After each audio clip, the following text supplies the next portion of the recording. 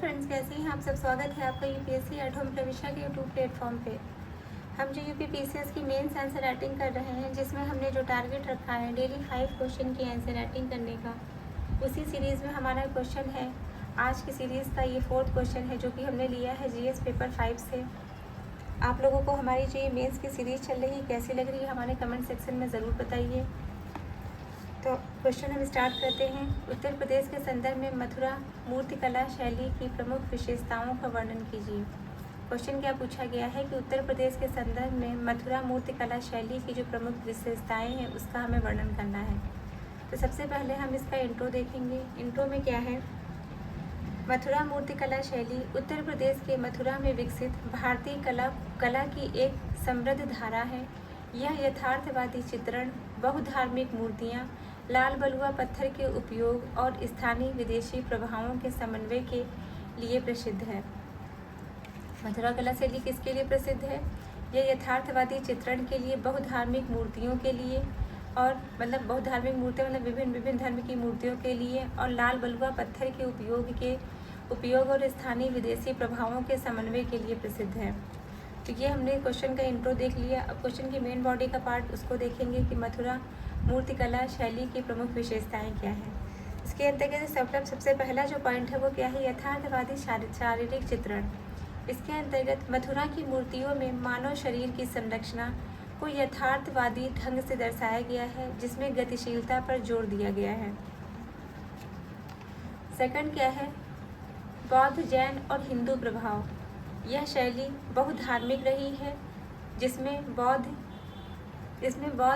बुद्ध, बोधिसत्व, जैन में तीर्थकर और तथा हिंदू विष्णु शिव मूर्तियों का निर्माण हुआ है। इसके अंतर्गत जो है क्या बताया गया है कि इसमें यह जो शैली है वह धार्मिक रही है, वह बहुधार्मिक रही है, जिसमें बौद्ध में बुद्ध और बोधिसत्व, जैन में तीर्थकरों का और हिंदू में विष्णु और शिव मूर्तियों का निर्माण हुआ है।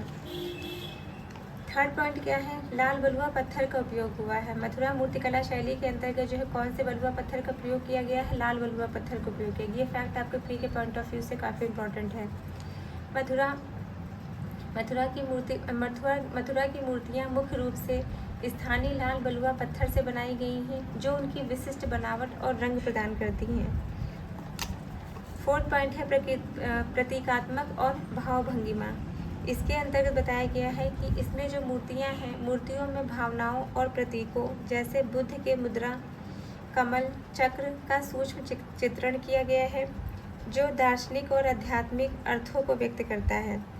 इसमें क्या बताया गया है? ये जो है प्रतीकात्मक और भाव, जो इनकी इस समय की जो मूर्तियाँ हैं, मथुरा मूर्तिकला की जो मूर्तियाँ हैं वो क्या हैं? वो भाव भंगिमा को दर्शित करती हैं। फिर क्या है? स्थानीय और विदेशी प्रभावों का समन्वय। इसके अंतर्गत मथुरा शैली ने भारतीय कला के साथ साथ कुषाण और यूनानी बैक्ट्रियन प्रभाव भी देखे जाते हैं, जैसे कि वस्त्रों और आभूषणों का डिज़ाइन। इसके समय के जो वस्त्र और आभूषण, जो मूर्तियाँ जो बनी है मथुरा शैली की, उसमें जो वस्त्र और आभूषण का जो डिज़ाइन है वह उस पर जो किसकी छाप देखने को मिलती है? उसमें भारतीय कला के साथ साथ कुषाणों और यूनानी बैक्ट्रियन प्रभाव की छवि देखने को मिलती है। फिर क्या है? सजावटी तत्व। इसके अंतर्गत मूर्तियों में अलंकृत नक्काशी जैसे फल, फूलों, लताओं और ज्यामितीय पैटर्न का उपयोग प्रचलित था।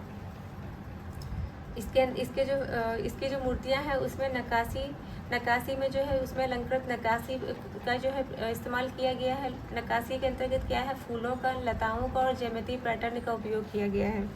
तो ये हमारा क्वेश्चन का मेन बॉडी का पार्ट कंप्लीट होता है। इसका कंक्लूजन देंगे कि मथुरा कला शैली ने गुप्तकालीन कला और अन्य क्षेत्रीय शैलियों को भी प्रभावित किया है, जिससे यह भारतीय मूर्तिकला का एक महत्वपूर्ण केंद्र बन गया है।